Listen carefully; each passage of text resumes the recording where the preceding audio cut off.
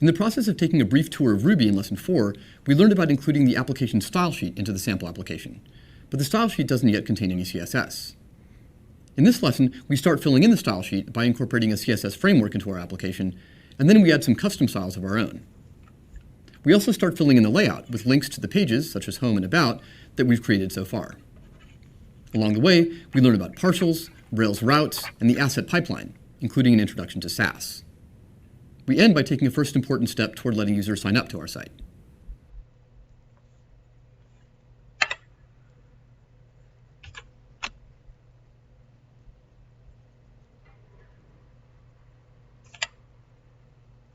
In the last lesson, we learned about the code used to include a style sheet into our application, but there aren't yet any styles. In this lesson, we'll change that by adding some custom CSS rules. We'll also start filling in the layout with links to the pages, such as Home and About, that we've created so far. Along the way, we'll learn about several powerful features of Rails, including partials, routes, and the asset pipeline. We'll end by taking a first important step toward letting users sign up to our site.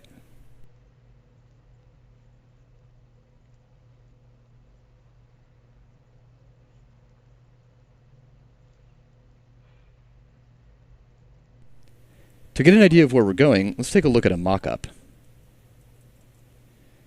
A mockup is essentially just a diagram of what we want a web page to look like. So the details don't have to be the same as the final implementation. This is just to get a high-level overview and to give us a general idea of where we're going. So in this case, we've got a sample app logo in the upper left. We've got some links here, home, help, login. Again, it doesn't matter if these exactly match what we end up doing, but this is just to give us a general idea. And then we've got some sort of greeting, a sign up now button, and then some links in the footer. Let's take a look at what our application looks like right now. This is my standard kind of setup here. I've got a terminal for issuing commands, and then typically in this terminal I would run my test suite. So let's fire up guard here. Of course, you could just run rake test if you wanted to, or bundle exec rake test. And then in this third terminal, typically I run the local web server, or the development server. So that's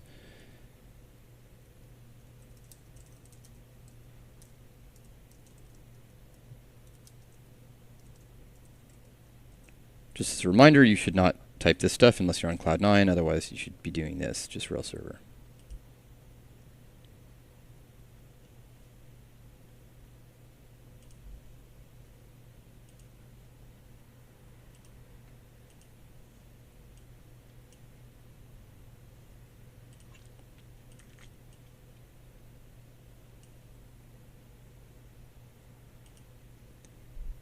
In the process of booting up the server, we actually have taken a look here at the home page. This is the current state. So we want essentially to transform this thing into something that looks more like the mockup.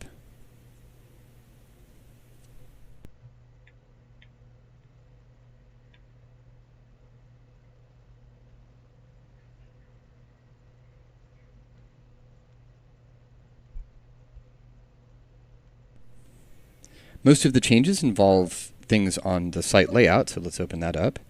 It's in app views layout application.html.erb. And this file is fine for our current purposes, just getting started, but this is not an industrial strength application layout.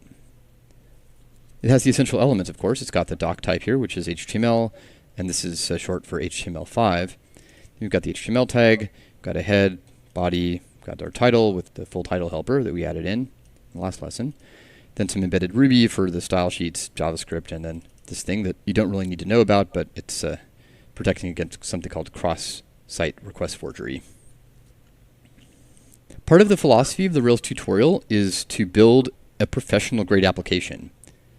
So that means that I include things that I wouldn't include if I were just giving you enough information to get started. So this really is the beginning in this lesson of developing the full sample application. So this is where it's really going to start coming together. We got started in lesson 3 with some basics, and then in the last lesson we took a detour and learned some more Ruby. But this is where it really starts becoming a real full-fledged industrial strength professional grade application. However you want to say it, whatever metaphor you want to use. This is the real stuff. And in that spirit, what we're going to do here is add something in the head to improve the compatibility of our site with some older browsers, especially older versions of Internet Explorer. So to that end, I'm going to include some strange looking code. It starts like this. This is actually an HTML comment, or an opening comment, and we can put the closing one in. The syntax highlighting will tell us that we've done it right. And inside this comment, I'm going to put some code that is specific to Internet Explorer. This will be ignored by any other browser. So if LT, that's less than, so if the browser is less than IE9, then I'm going to include a script. This is a JavaScript that exists on a CDN, or a content distribution network. And this is the kind of thing that you really would never type in yourself. You would find this somewhere on the internet, and from a source presumably that you trust, and then you'd paste it in. So I'm going to end the script, and then I'm going to put the source in. And I'm just going to paste it in from the Rails tutorial itself.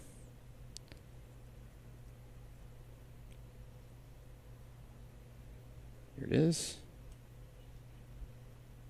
Oops, I actually selected the SRC part, didn't I? So let's just put that in. And then the closing angle bracket. You should probably just copy the whole thing. It's much less error prone, but I wanted to show you some of the elements as they're built up. And then there's this thing at the end.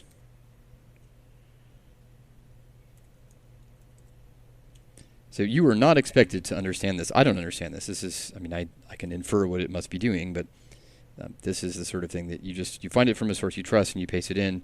And what this does is that it ensures that some older browsers will work well with our current HTML5 doc type. As a next step, I want to add the header. I'm going to start adding in this stuff here, the top of the mockup. That's not the same thing as head. It's the head of the document. But this is an actual header that's going to live inside the body tag and will actually be displayed. So we can start it like this. I'll show you several different ways to make HTML with the Cloud IDE here. Most text editors have shortcuts for making HTML. So we can start with this header, and I'm going to give it a series of CSS classes. So CSS is cascading style sheets. It's the language for determining HTML styling for browsers. And a class is just a label. It can be used multiple times on a page, and you can actually give a particular element multiple classes separated by spaces. So let's do that. So the classes here are navbar, navbar fixed top, navbar inverse. These class names are specific to a CSS framework we're going to be using called Bootstrap. So by using these CSS classes, we'll arrange for styling to appear automatically.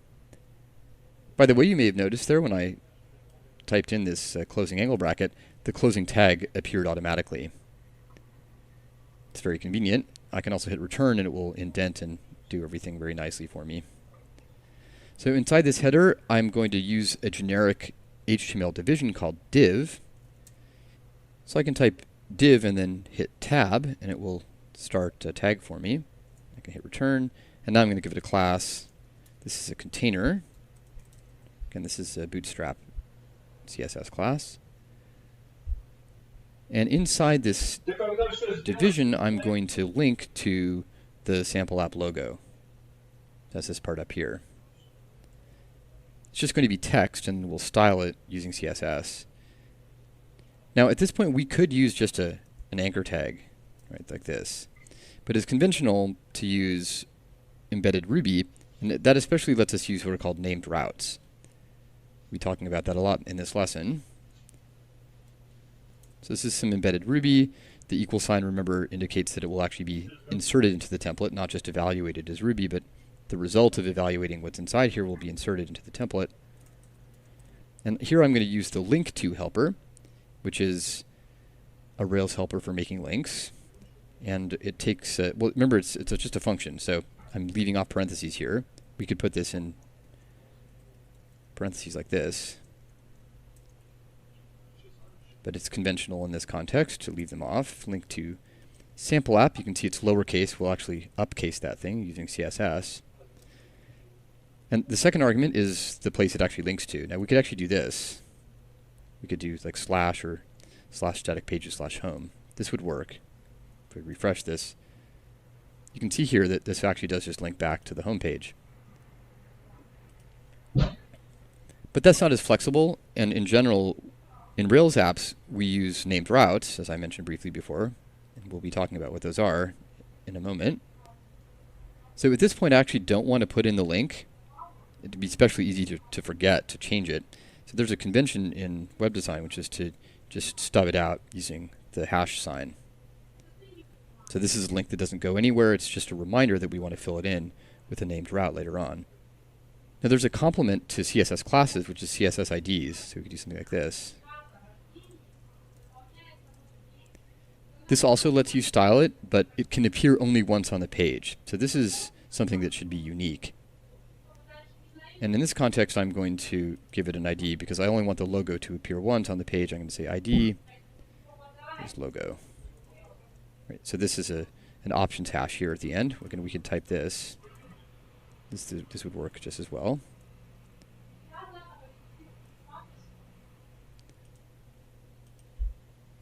If we inspect that element, we can see that it has href equals the octothorpe or the hash sign, ID equals logo.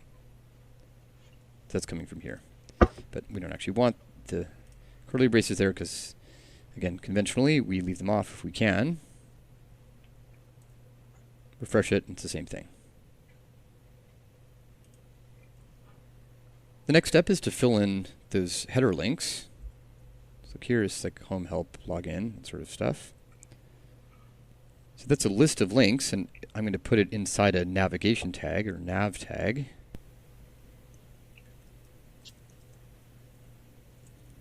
And the list of links itself, I suppose we could make an ordered list, but it's conventional in this context to use an unordered list, or UL. So UL, I'm going to give it some classes. Again, this is for Bootstrap.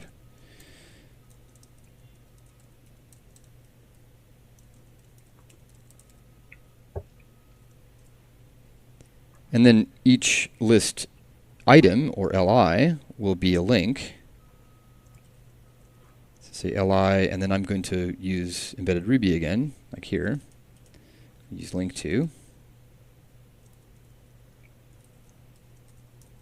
So let's have a link to the home page.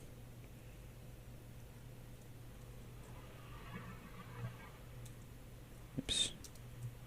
It's useful. You can see the syntax highlighting is telling us that there's still something missing.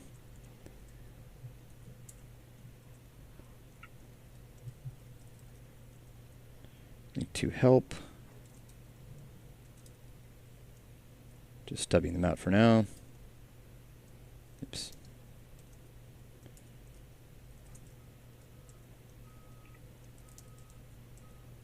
And let's link to the login page. This will be stubbed out for quite a while until lesson 8. And I'd like to line these things up just by putting spaces in.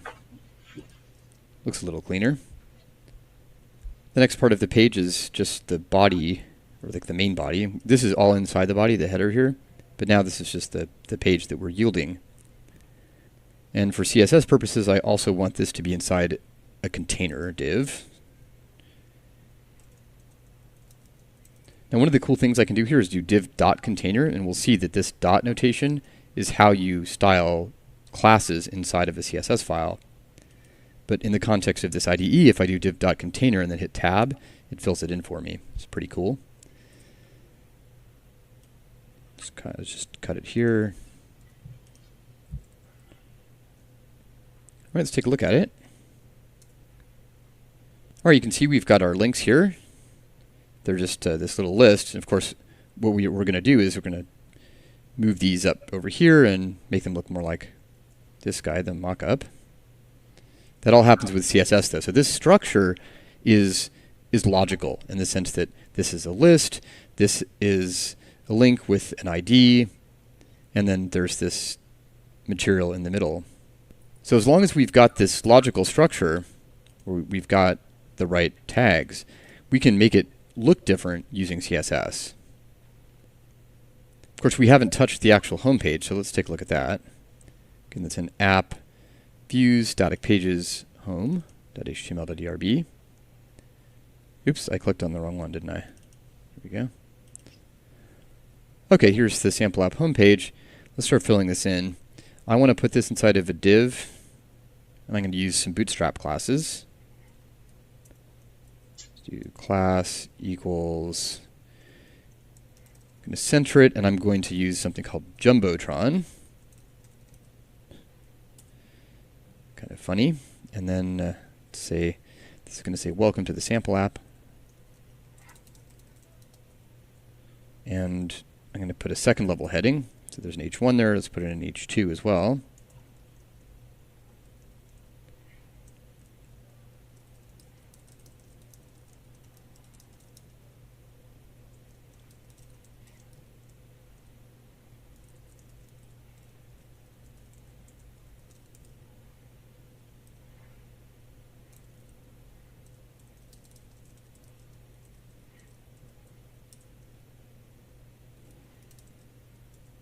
There we go. And let's make a link to that sign up button. It's this here, sign up now.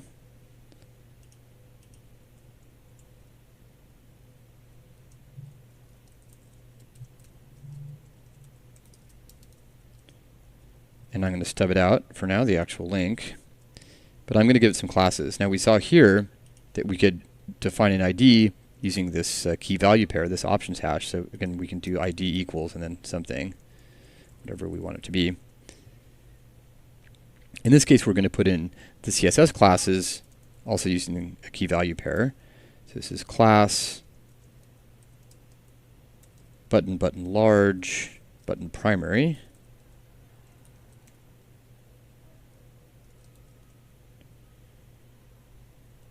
And I'm going to put all of this stuff inside this Jumbotron center.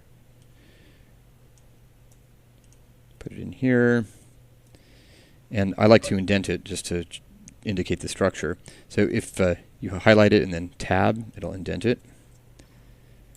And finally, I want to show you how to link to an image. And I'm going to use the Rails logo itself for this. So let's do that. This is outside of the div. So to link to an image, you use image tag. And in this context, if I were to put the name of the file, which as we'll see is rails.ping, now this is looking weird because we've got a link to and then a spaced image tag and then a space. And in some contexts, you'll actually get an error message or a warning message. So it's good to leave off the parentheses. Typically, this is a very idiomatically correct line of Ruby or embedded Ruby. But in this context, it's a good idea to add in the parentheses so that it's not ambiguous. So there's an image tag, and then image tags have an alt attribute. This is the alternative. This is what gets displayed, for example, for screen readers for the sight impaired. So let's do alt. Just call it Rails logo. Closing it there. And then this is the thing we're linking to, and then we also need the actual URL.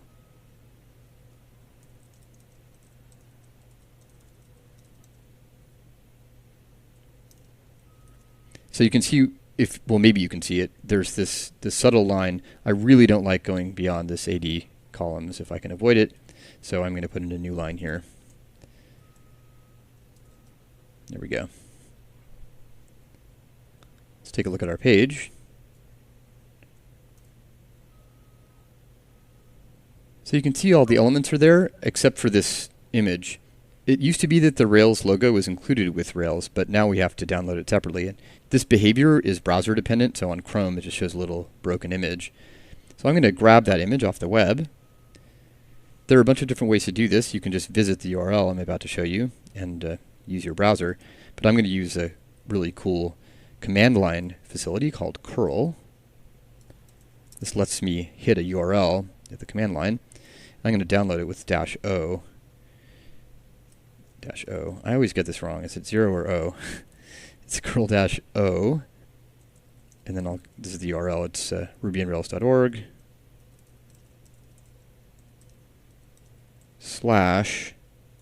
/images/rails.ping. So this will download that file unless I got the 0 or the O wrong. There we go. It is -o. Let's take a look at what this is. So you can see here on the left, it downloaded it, but that's not the right location. So the right location for images is an app asset images. You can see it's empty right now, so we're just going to move it there. Move rails.ping to app assets images. And you might wonder, well, where's app assets here? App assets images? It's not anywhere. It's just the name of the file. And the answer is image tag takes care of that for us. So as long as we put this image in a place where Rails can find it, it will find it. And if we refresh this, we should see it. There we go. There's the Rails logo. We can inspect this to see what its location is. You can see that it's in /assets/Rails, and then this crazy string, .ping. This crazy stuff is put in by Rails. This is essentially a way to make it possible to force browsers to refresh their caches. So if we were to change this image, for example, this string would change, the string of digits and letters. So this is just a little trick. It's not important though. One of the nice things about using Rails is it takes care of all those sorts of details.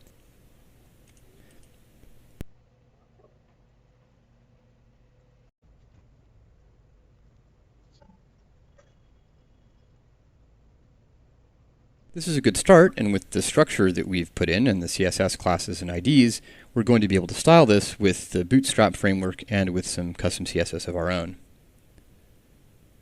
Rails uses a CSS framework called Sass, and there's a Bootstrap Sass gem that was already included as part of Lesson 3. We can get started using it by creating a custom CSS file of our own.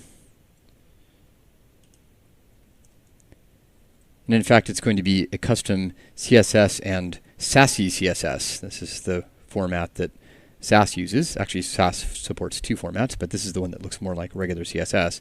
So what we want to do is make a file called custom.css.scss. You can do that however you want. The place you do it is in app assets style sheets. But I like using touch, like this.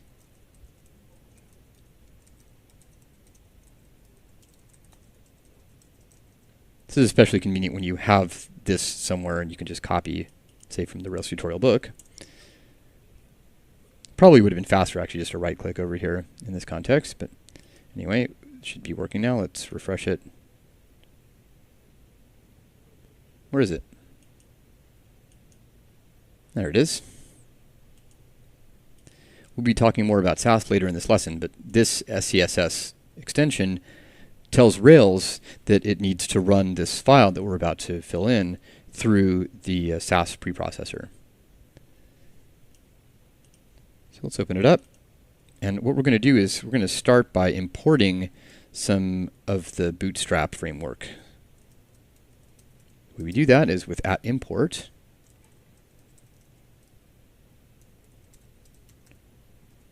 There's a facility called Sprocket, and we have to end this with a semicolon. And then we import Bootstrap itself.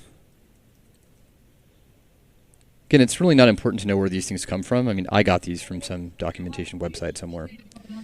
Now you're getting them from me. Let's put in some styling here.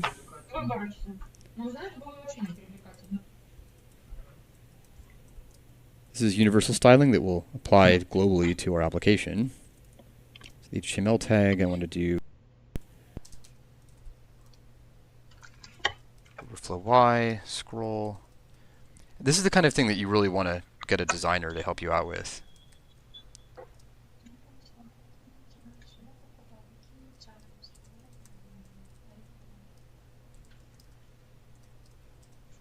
But in this case, I've already had a designer go over the CSS and make it look okay for the sample app.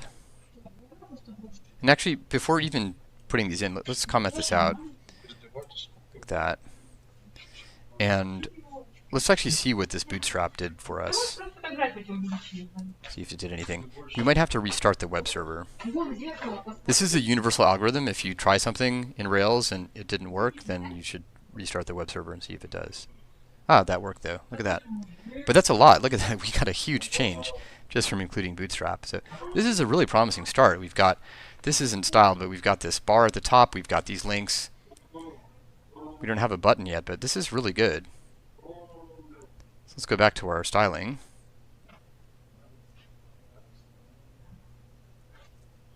Okay, so let's take a look at this. I'm going to make a section.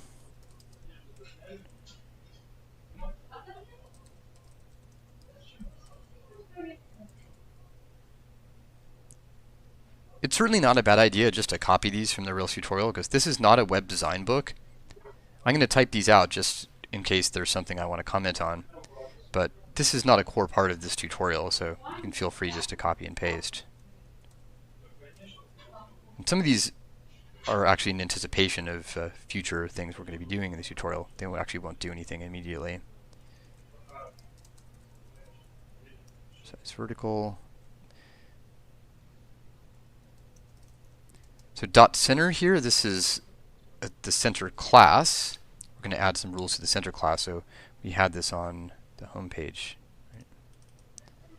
So this center class is going to be styled by this dot center. So let's take a look at this. Text align center, and then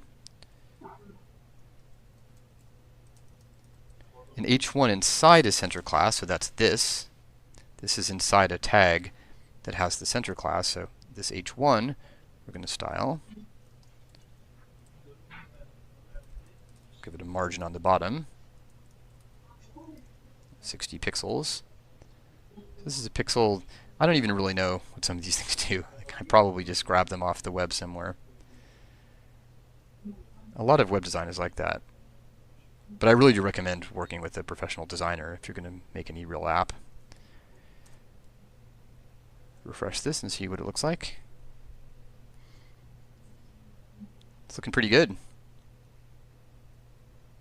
There's something surprising here. Actually, I think that this button should be working, and I'm not sure why it's not. So let's take a look at that. Ah, I was right. There actually is a typo here. Maybe you noticed this when I made it. This is button, button large. This should be button primary BTN. Because this is actually part of Bootstrap, and if I save this and then refresh, it should work. Take a look at this right here. There we go. Look at that. So we can replicate what we did before. We can just go to here and comment out everything we've added. Right, and this is the pure Bootstrap. So this is just the Bootstrap style. So I was right that this button should have actually been showing up with this styling. So that's great. Next up, I want to add some rules for typography. And in this context, I really do feel like it's not important to go into the details. So I'm going to copy and paste from the tutorial. So here it is. Let's just copy this here. Paste it in. Line height is just the height between lines, as you might guess. There's a font size, spacing between letters. The negative indicates that it's closer. This is for an H1 tag, H2, and this is for the paragraph tag. This is a hexadecimal color, 777. Let's save that and see what its effect is. It's looking nicer. And finally, I want to add some header CSS. In particular, we're going to style this logo here. Let's do that. So here it is. This is the header CSS.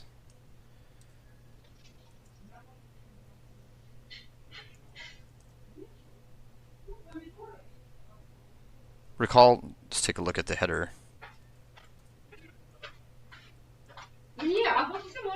Recall that we have an ID right here for the logo. That's what this is here, this hash sign logo. Styles an ID.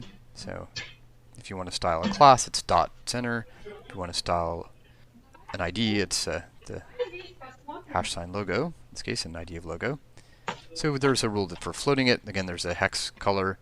This is actually RGB. This is the same as FF, FF. So this is red on a red or green, blue, and FF is just white. So this, or is maximum. FF is maximum for this in hexadecimal. So if you max out each of red, green, and blue, you get white. And remember that I mentioned that we would use CSS to make the logo uppercase. That's this here, text transform uppercase. Let's save this and see what it did. Great. Now we can compare it to the mock-up. You can see that we've got everything on this page except for the footer, which we'll be doing momentarily.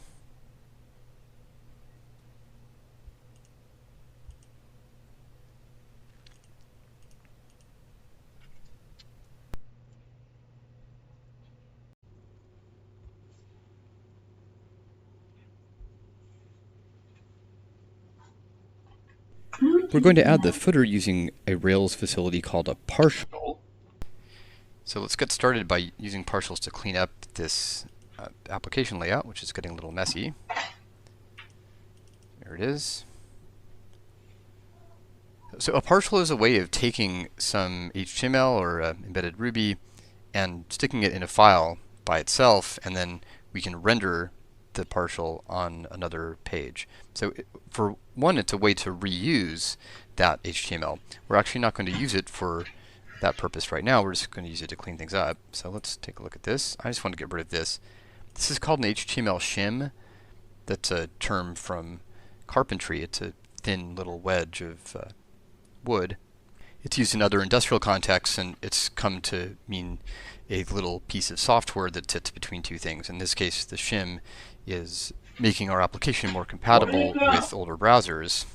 But for some reason, people have taken to using the word shiv interchangeably with shim. And shiv is a completely different thing. A shiv is a weapon typically associated with prisons. So I'm going to name my partial shim instead of shiv because that's what makes sense. So the way to create a partial is this requires creating a file. Do this here. And I'm going to call this shim.html.erb. And in order to indicate that it's a partial, I'm going to prepend an underscore. So this is a file convention. If you see an underscore on an HTML ERB file, it's a partial. And the way that we can use that partial here on the application layout is by rendering it using embedded Ruby, using the render method, and then we just say where it is. It's in layouts, shim. Save that. So you can see here that the location is relative to the views. So Rails knows it's in the views, and then you do layouts and then shim. Also notice that you do not put the underscore when you're rendering it. That's just a convention. Next, I want to put the header in a partial. So let's got this, and it's going to look like this.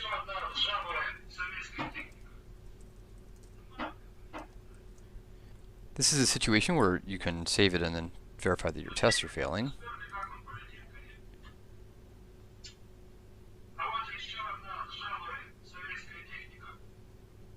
You can see that there are 3 errors here, and that's because there is no header partial right now. Even though we're not specifically writing tests for this HTML structure, the tests are still useful to catch things like this. Remember the convention, underscore, and then whatever we want to call it is called header. .html.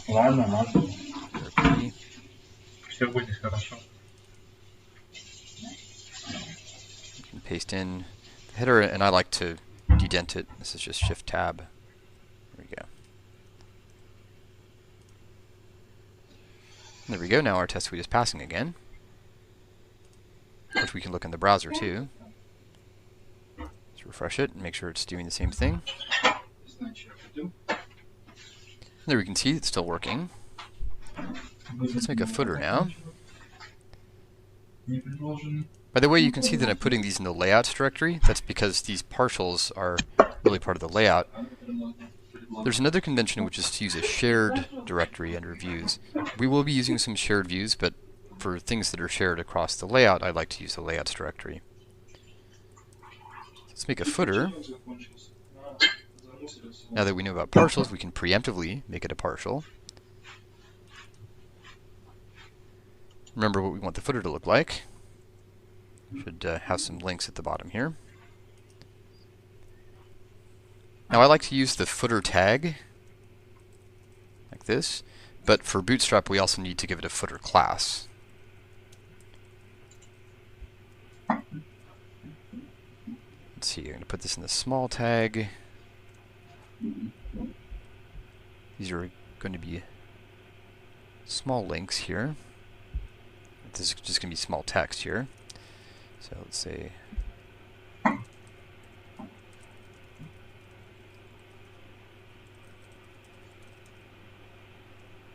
this.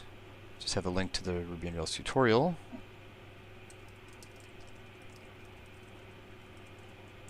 And then let's put a link to my page.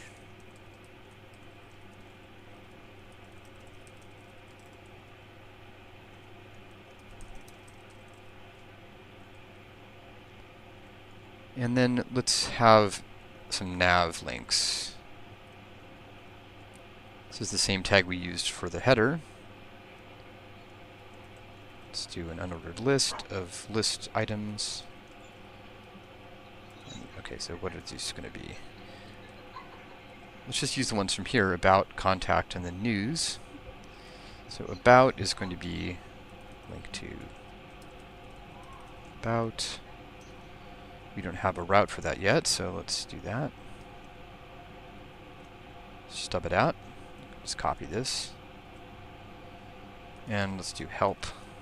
Actually, no, contact. We actually don't have a contact page unless you solved the exercise in lesson 3. So that's working. And then I want to have a link to the Rails tutorial news page.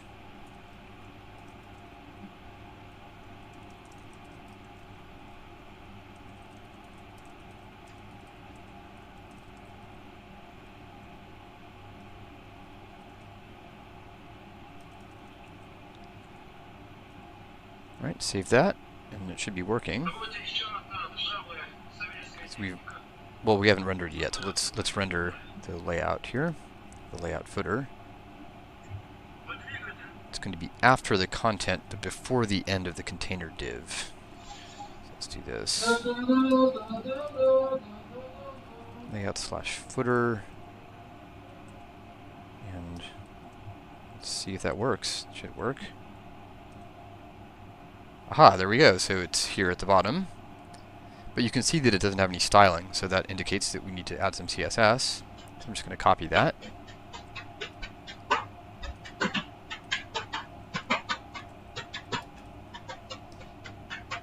Just copy the footer CSS here. By the way, you might have noticed that some of these generate commands, I guess in this case the static pages controller generate, actually generated a static pages.css.scss file. It turns out though it's really quite hard to tie everything together. So rather than trying to figure out how to get all the CSS to work, for this tutorial I'm just going to put everything in this one custom file. I really don't feel like with an application this small it's worth breaking it apart into separate files. But there is a way to do that if you need to. Let's paste this in. Let's take a look at what this is. So this is styling the footer tag here, this guy. So this is all styling the footer tag. So you can see that this CSS, this custom CSS, is styling the tag footer. The class footer is going to be styled by Bootstrap. In fact, it probably already has some styling. Yeah, so it's already inherited some styling from Bootstrap, I think. In any case, let's save this and refresh it. And there we go, there's a nice footer. Got the couple links here in the bottom left, and then some more navigation links about contact news. But you can click on these and you can see that the URL will change just to put that little stub in. But of course it doesn't go anywhere yet. At this point in real life I would probably make a commit, so let's just do that. I feel like we haven't made any commits yet. Set everything here and say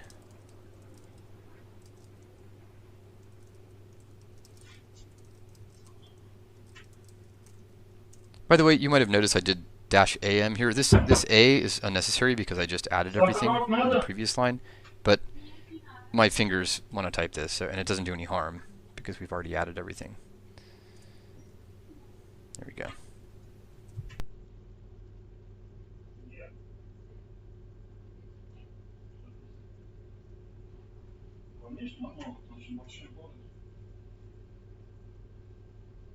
Now that we've got a handle on this basic CSS, I'd like to talk about Sass, this more sophisticated way of dealing with CSS, and the Rails asset pipeline.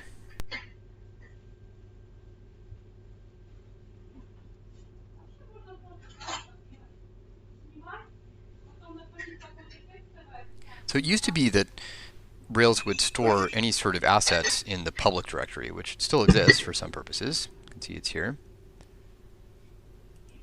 But as of Rails 3.1 and later, there are 3 directories for assets like images, JavaScripts, and style sheets. So the main one we'll be dealing with is an app assets, but there's also lib assets. This is for libraries that you write or your development team writes. And then there's vendor assets for third-party libraries. In this tutorial, though, we'll be focusing on by far the most important of the 3, which is the app assets directory. One of the things that the asset pipeline does for you is combines all of these different assets into single files. So for example, if we look at the application style sheet, you can see this line here, require tree dot. So this notation here, all of this here is just a CSS comment. But Rails is actually interpreting this part here as code. What it's doing is it's requiring the tree, which is to say it's requiring everything in this part of the file tree. And then it's requiring itself, which means basically anything in this file. So one of the cool things about the asset pipeline is that it automatically packages everything up for efficiency in production, while also running any of the files through necessary preprocessors. So for example, we're going to be talking about Sass in a moment. This custom.css.scss file right now includes just plain CSS, but we're about to add some Sass. And so it's important in that context to run the Sass preprocessor. And the way that Rails knows to do that is because of this file name extension. And so what the asset pipeline does is it takes all of the things in the style sheets directory, for example, and combines them into a single file in production, which is really good for efficiency, because when you want to deliver these files over the internet, it's important that they be as compact as possible and all in one file. It's a lot faster if everything's combined together. The same thing goes for JavaScripts. So the asset pipeline is smart and puts everything in one application.js file when you're running in a production environment.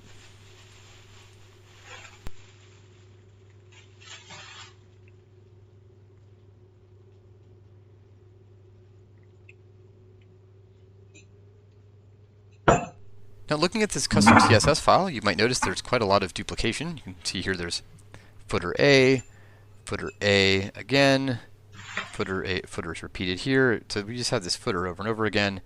We've got dot center here, dot center h1, so that dot center is repeated, and so on. You might also notice that we've kind of hard-coded these colors.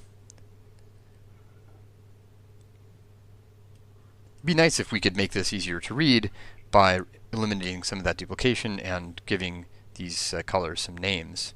In that context, we can use what are called syntactically awesome style sheets, or Sass. Because this is an SCSS file, we can just start using Sass right away. I mentioned this duplication .center here. So what I want to do is eliminate that duplication by getting rid of this part here. Sass supports nesting like this. So if you put this h1 rule inside .center, SAS knows that the .center class applies to this h1. If we save it, it should be the same. It certainly looks to be the same, and there are no syntax errors. Otherwise, we would have gotten an error page there. If we scroll down, we can see that there's some duplication here with the logo. This is a slightly more complicated case, though, because let's see if we tab that over. So you might see inside here, we'd like to be able to do this, but this will not work. In fact, let's save it and verify that. Huh, looks like it did work. That's weird. Just actually make sure that there's something happening here. Let's change this to red. This is one of the things I like doing in CSS, is just to make sure that it's picking up the change by making some obvious change. Yeah, so there's something weird going on, because you can see it actually didn't change it there. Why did that not work?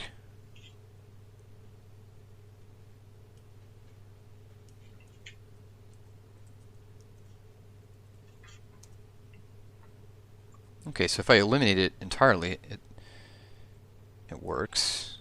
I mean, that actually shows that something is happening here. So if I save this... Okay, so look at that. It actually does work. I didn't realize this. So there's a shorthand for this, though. Rather than repeating the ID, we can just replace it with the ampersand character.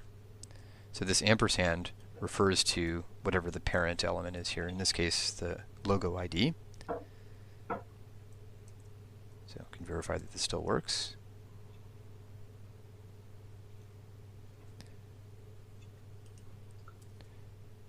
And you can see that there's quite a lot of repetition here in the footer. And I'm just going to paste that in because doing this by hand is left as an exercise. There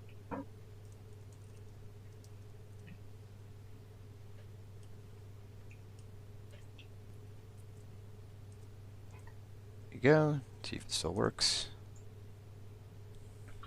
Great. There's something else that SAS gives you. It gives you variables for colors.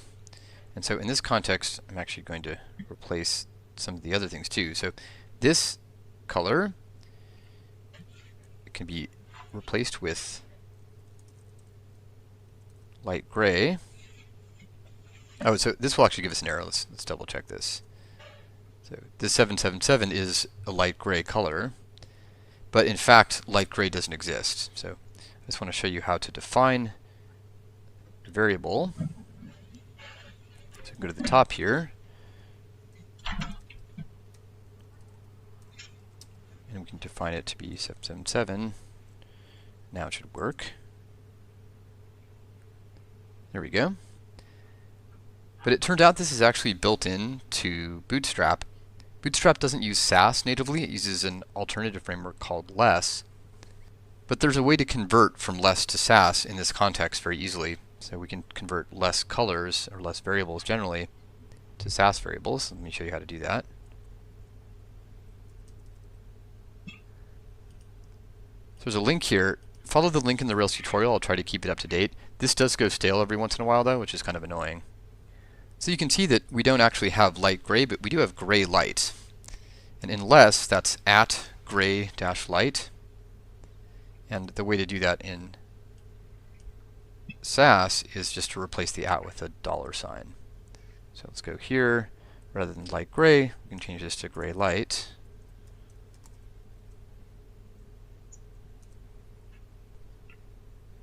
This is nice because we can reuse this here.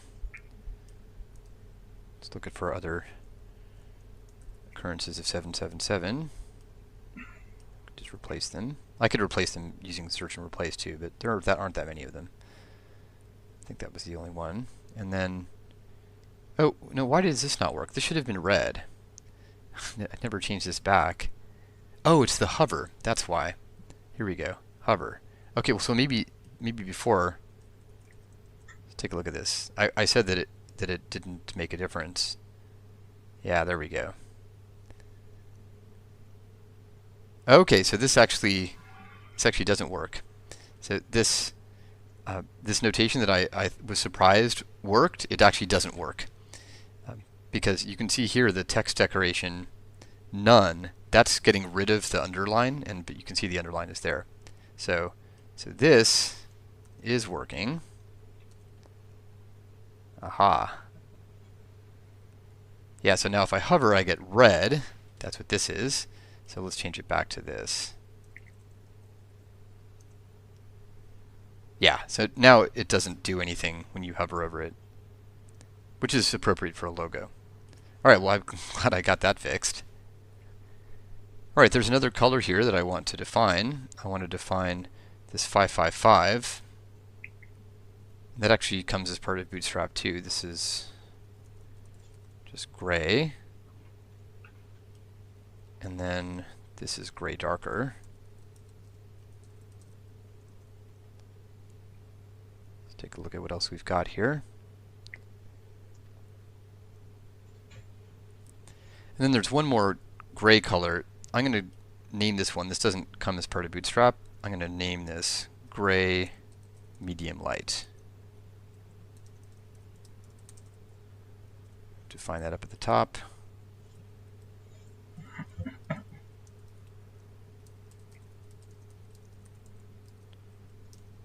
These are variables and other things called mix-ins. So let's take a look at this. Paste that in, and then gray medium light.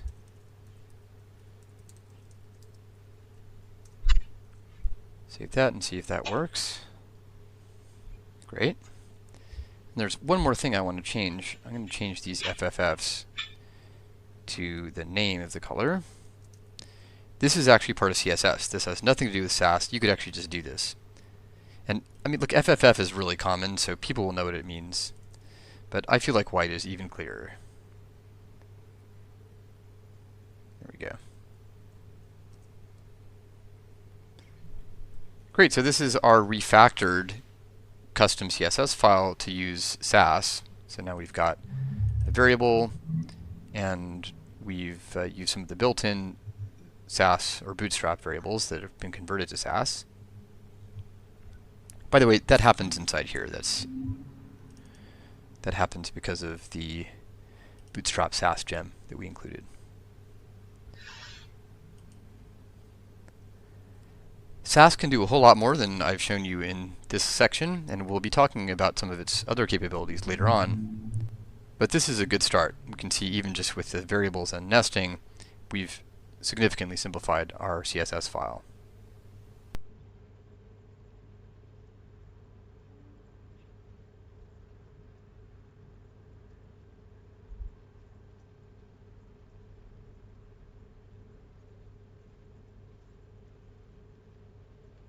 At this point, we're ready to start defining some of the layout links. You can see here on our mockup, home, help, login. Although actually, it's working now. We don't have to look at our mockup anymore. We're done with this, really. Let's look at the actual page. Here it is. So home, help, login. So login we're not going to have for a while, but we are going to be able to do home and help, and then about, contact, and well, news is already just an external site, right? This already works because it's the Rails tutorial news site. But so we want to fill these in, about, contact, home, and help.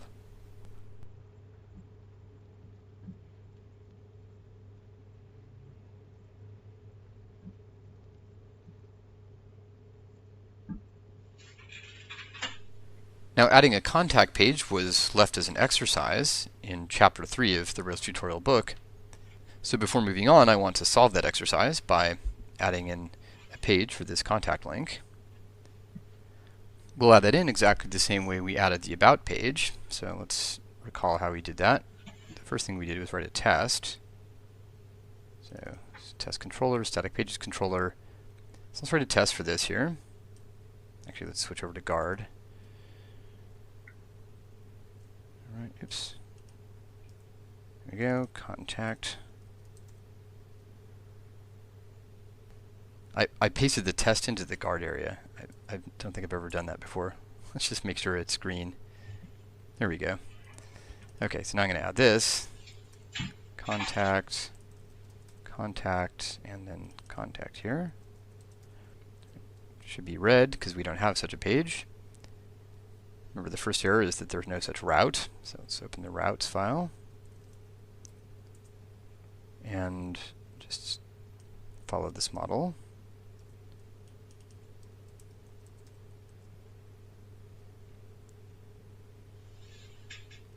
Really should rerun the test suite when I change the routes file. Right, there is a rule for the routes file. I see it's just running the integration test. We should just run all the tests. Do this here.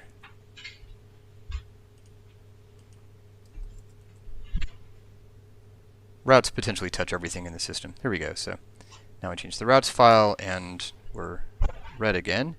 It's because it says it can't find the contact action. So let's open the static pages controller. Add in the action, and now it's going to complain that there's no template. Right. Missing template. So we can go to app, views, static pages, and we just need to make a new file here.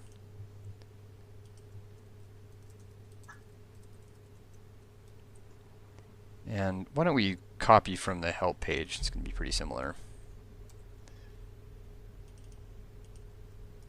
So this is contact.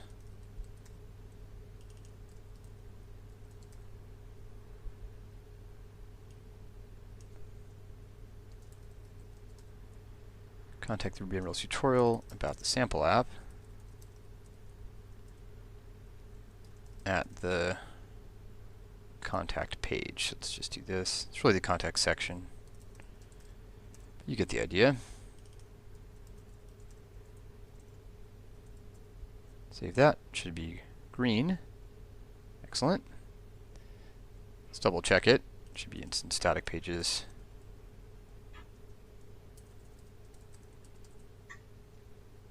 Okay, looks good.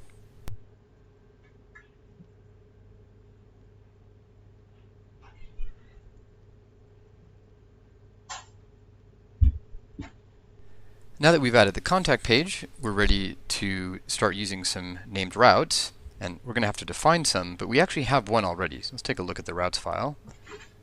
Here it is. So this line here, the root static pages home, gives us a named route. So let me show you what that means. So where was this link? It's on the site layout.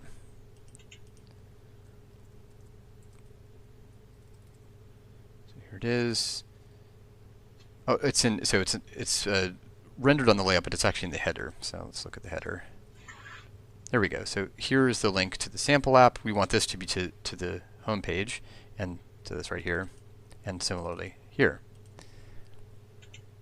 So it turns out that the way Rails works is that if you define the root route like this, you automatically have access to a named route called root path. The way you use it is it's just Ruby, so you can put it in here inside this embedded Ruby and paste it in there. And now let's take a look at our page. Oops, I almost clicked here. It's not going to work though. It's not defined yet. It's about to work. Actually, it would have worked if I'd refreshed the page. So let's inspect it. So you can see here that there's the logo, href equals /. That's what root path gives us.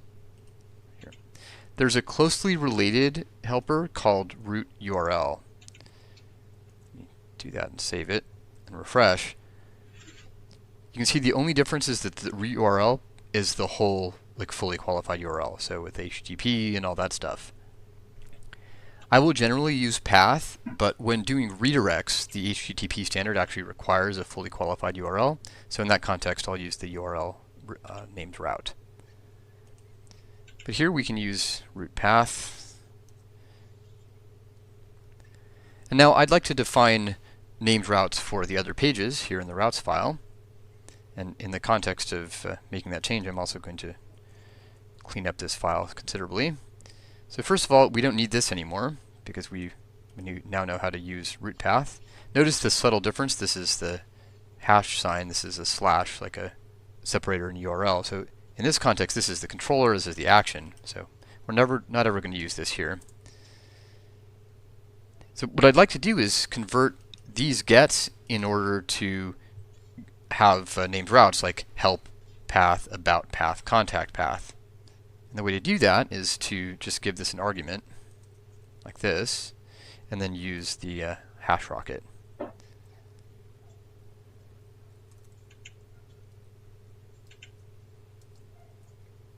Here, oops, I'm missing a string here, single quote.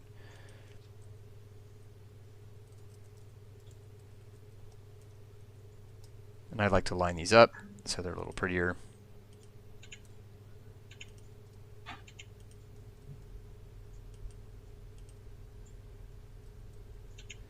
And at this point, we don't need the rest of the file, so let's just get rid of it. Now you might have noticed that our test suite went red there, and that's because there in fact is an error. This is one of the reasons you have tests. The reason it's failing is because this notation here doesn't take the path like this with a slash, but instead follows the same convention that the root route does, the root path here, which is the controller name and then the name of the action. So if we save that, it should be green again. There we go. Great.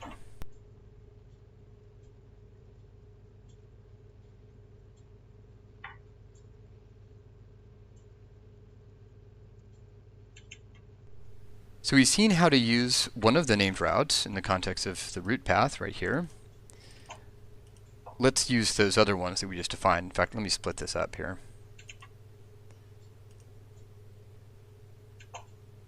We don't have any links here, do we? No. So we've tucked away all of the links in the header and the footer. So close that down. So now that we've got this here, this line in the route, we can change this here for the help link to help path. Login we're not going to define yet. That's going to be less than 8. So look at the footer. About is about path. This comes from right here.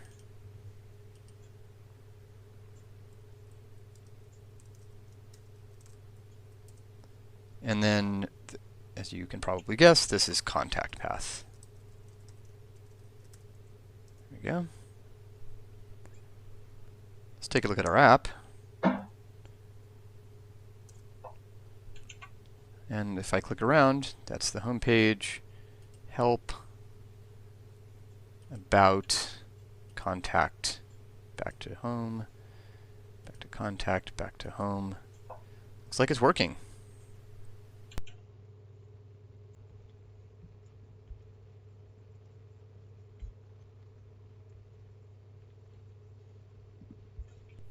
Of course, it's nice not to have to click around all the time to make sure that our links are still working. So what I'm going to do as a final step is write a test for the layout links. This is our first example of what's called an integration test. It's an integrated test of everything that's going on in our system. They're really powerful and will be one of our main tools for testing Rails applications. Let's get started by generating a new test. So let's look at this here. The way we make an integration test is with Rails generate integration test, and then the name of the test. So this is going to be an integration test of the site layout. So let's just call it site layout. If you look at the output here, you might notice that Rails automatically appended this underscore test. So we gave it an argument, which was the name of the test, and it said, well, we know this is a test, so let's call it site layout test. So let's add in that test. Move this over here, and let's take a look at. All right, it's not showing up. That's an indication that I need to refresh it here. There it is. Split it. So this is our generated test. Let's just get rid of this here. I'm going to say test layout links. And the method actually that lack of indentation was a sign that there was something wrong. This is a block. It's test do. There we go. All right, the way we're going to test this is to basically replicate this process. So if I go to the home page and I inspect it, I can look around and say, oh, well, does the link and the header work? It's like, is this right? So here's slash, this is the root path. I can say in here, there's also the root path right here. Here this is the help path. So what I'm going to do is write a test that checks to make sure that these anchor tags, these A's, are present on the page and that they have the right hrefs. So let's start by issuing a GET request to the root path. You can see we can use the named route here in the test. And just as a sanity check, I'm going to make sure that this actually renders the home page. This is a test of this association here.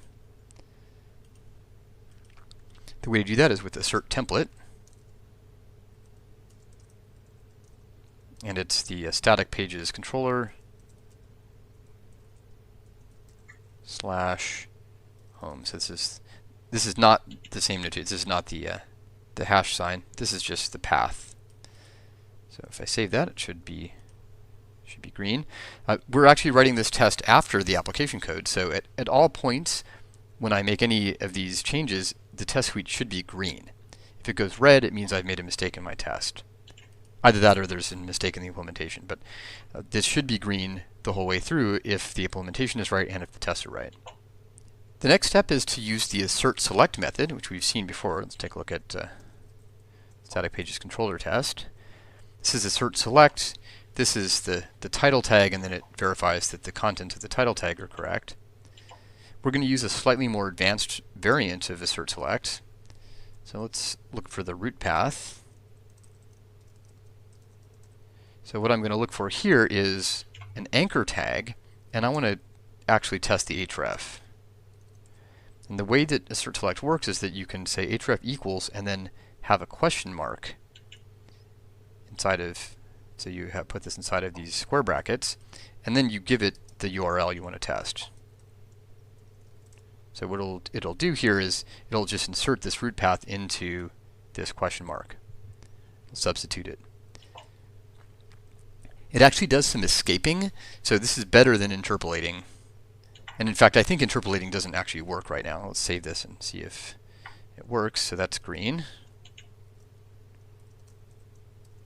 I think this used to work and then it stopped working. Oh, it gives me a deprecation warning. So I don't know if that will still be the case with you, but in any case, it's better to do it this way with this question mark because it handles escaping automatically. So let's look at the other assertions. We can just copy this. They're all going to be very similar. All of this stuff is exactly the same in here. All of this is exactly the same. We're just going to change these guys. This is help path. So the other ones are about path, and root path here is contact path. So if we save this, it should still be green. There we go. So what this is doing is testing to make sure that the links up here are right, that this is here. And actually, we're actually not testing this particular link. That's really a question of how much detail you want to put in, because if we change this, we could break the application.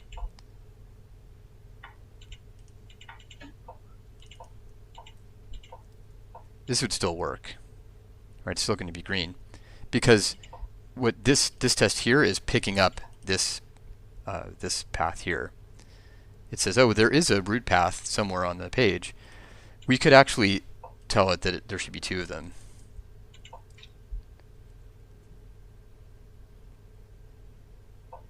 And now it's red, so we could actually do this here. In fact, that's nice enough. I think I'll put it in the book. We'll actually be using this count later on, because if you want to show that there isn't such a path, if you want to make sure that this doesn't appear, one way to do it is to put count 0 here. Alright, now that we've got an integration test written, let's just run the full test suite.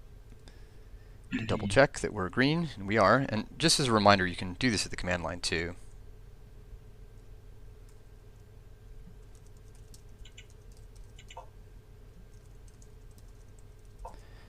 If we want to run just the integration test, we can run bundle exec rake test integration.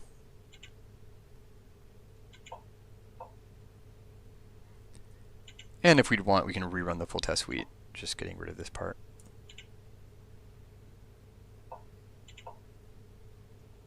Having an integration test like this is a great way to catch regressions later on. If we happen to make a mistake and change something on this page, this test will catch it right away.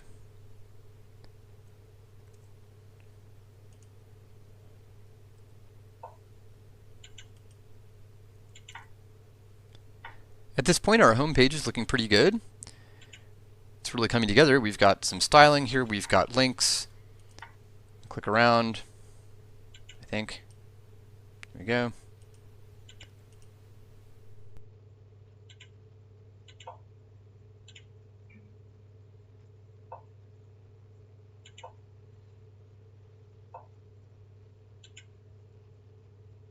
There's one last thing I want to do in this lesson, which is to take a first step toward letting users sign up to our site. In the process, we'll get this button to work.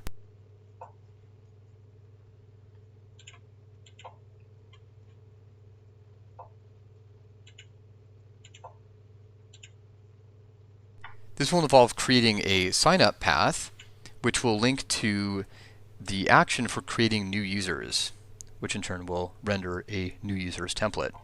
As a result, the first step is to generate a controller for users. Just as a reminder, we've got this controller here. We have a static pages controller and then the application controller that came with Rails. Now we're going to generate a users controller.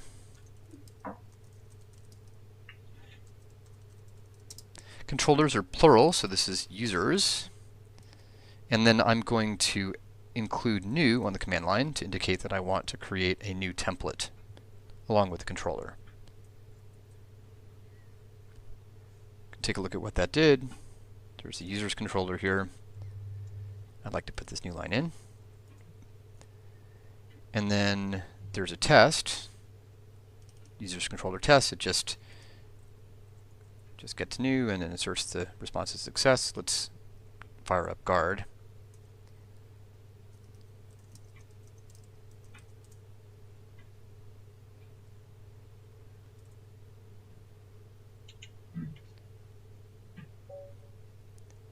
And we can look at the template that got generated.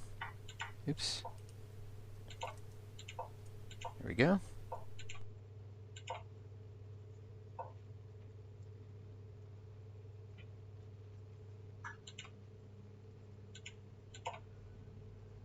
So this is just a stub for the page to make new users, that is to say the sign up page. And we're not going to fill it in yet. That's the task of lesson 7. But we are in a position to make a route. So let's do that. Let's go to our routes file, config routes. You can see that the generate actually created this here, but we don't need this. Just going to get rid of it. We're going to say get sign up and send that to the users controller and the new action. Now we can go to the home page.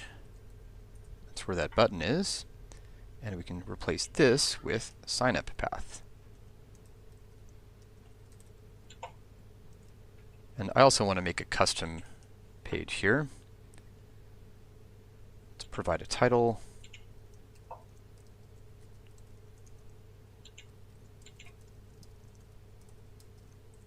Sign up.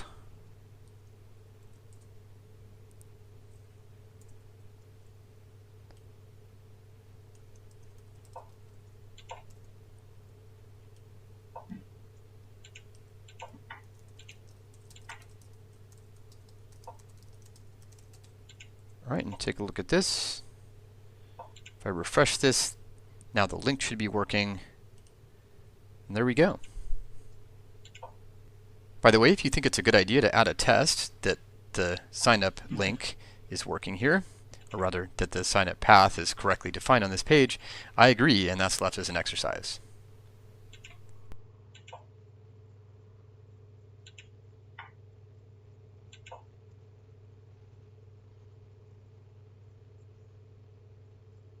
This is a great start to our sample application. We've made some major strides in this lesson.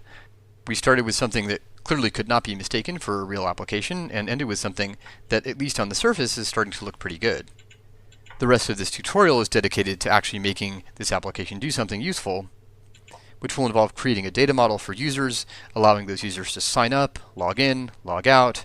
Then we'll add an association for user microposts, and finally we'll add the Twitter-like capability of following other users. At this point, I'm going to make a final commit and then push up the code to Bitbucket and Heroku. Let's do that. We'll run the test one final time, just make sure we're green. We are. That's good. Let's add everything.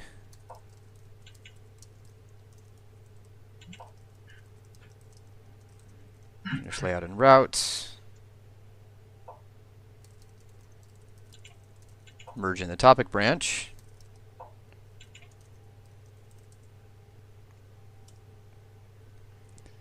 And we can push it up.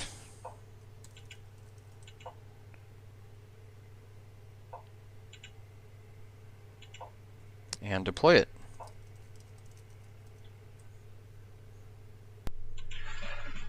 Let's check it out.